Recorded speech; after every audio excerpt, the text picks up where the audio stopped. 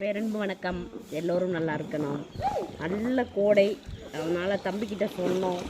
எப்போ பார்த்தாலும் தண்ணி தான் மேலே ஊற்றிக்கிட்டே இருக்கிறோம், உடம்பை தூக்கி தண்ணிக்குள்ளே போடணும் இந்த கோடைக்கு அப்படின்னு சொல்லியிருந்தோம்.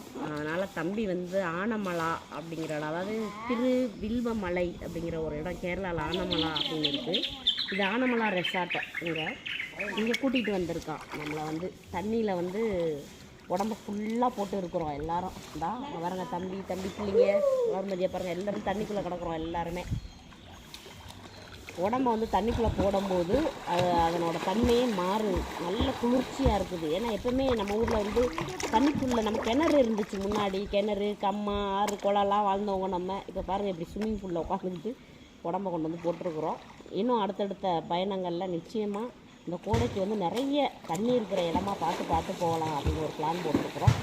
அடுத்த தண்ணி எதில் மிதக்கிறோன்றதெல்லாம் சந்திப்போம். நீருக்கு நன்றி, நீருக்கு நன்றி, நீருக்கு நன்றி. வாழ்க வையகம், வாழ்க வளமுடன். எல்லோரும் நல்லா இருக்கணும். நன்றி.